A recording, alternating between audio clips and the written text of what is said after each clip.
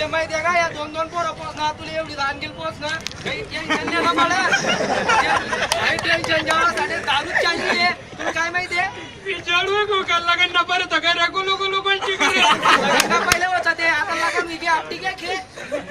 अरे असं काय करताय राव बघा हा तुमचा एवढा मस्त संसार आणि तू म्हणजे असं करणार तर कसं करणार आणि राव- जे कांदा तो महाराष्ट्र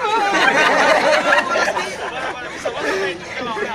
पण मी काय म्हणतो आता तुम्ही एवढे शहाणे व्यक्ती आणि काय तुमच्या ताणतणाव आला म्हणजे दारू पिणं हे काही योग्य नाही आज तुमचे एवढे हुशार मुलं तुमचं घरदार या काही तुमचं लक्ष असलं पाहिजे काय करू दादा ते हे बघा अरे दारू म्हणजे काही सोल्युशन नसतं दारू म्हणजे काही पर्याय नसतं तर या आपल्याला या समस्या उद्भवतात का तुम्ही दारू पितात तुम्हाला आणखी आर्थिक चटकी येते त्याच्यामुळे आणखी या समस्या निर्माण होतात म्हणून कामगार कल्याणाच्या माध्यमातून कर्मचाऱ्यांच्या कल्याणासाठी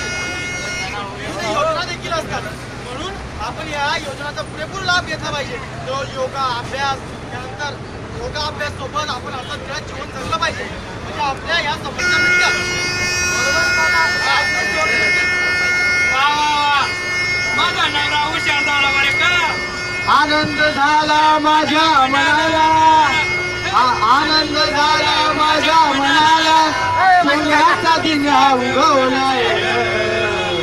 माझ्या नवऱ्यानं सोडली या दारुण बाई देव पावलाय माझ्या नवऱ्यानं सोडली या दारुण बाई देव पावलाय र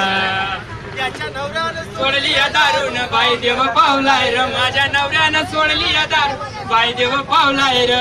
सरपंच साहेब हा बोला सर आता तुम्ही पाहिलं आता सर्वात महत्वाची समस्या कोणाला असते माहिती का तुम्हाला नाही भाऊ, आपण एकदा अंगठाट एक माणूस तुमच्यामुळे मी पहिले निवडून आलो जेमतेम पैशाच्या जोरावर निवडलो ते पैसा बी आज बंद झाला मला सांगा सगळ्यात मोठी टेन्शन आपल्या गावात काय आहे? ते सोडवलं म्हणजे पुढच्या पंचवार्षिकला मी आहेच की मी पण कोणाला विचारतोय तू चुकून सरपंच झाला मला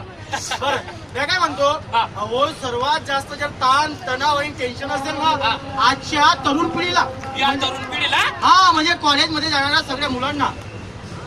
आणि ते कसं रे आपण तर लय मोठमोठ्या कॉलेज बांधलेत आपल्या आजूबाजूला बरं बरं आणि तुम्ही बघा ना बघा कसं होतं कसं चला गावात एक ट्रिप मारूया. हे भाऊ, हे बघा आपल्या राज्यातलं आपल्या गावातलं तरुण पोरग नमस्कार काका नमस्कार काय टेन्शन आहे बेटा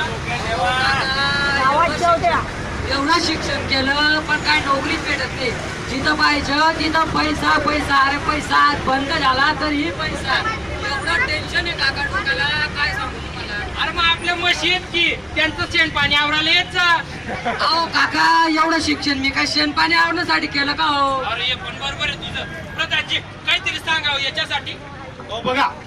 इकडे या, इकडे या. ये. सरपंच साहेब तुम्ही पण आहे का हा? हा सांगा अहो आता कामगार कल्याणच्या माध्यमातून विद्यार्थ्यांसाठी बऱ्याचशा शिष्यवृत्त्या आहेत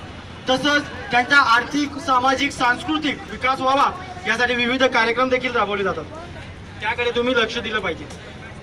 आणि महत्वाचं म्हणजे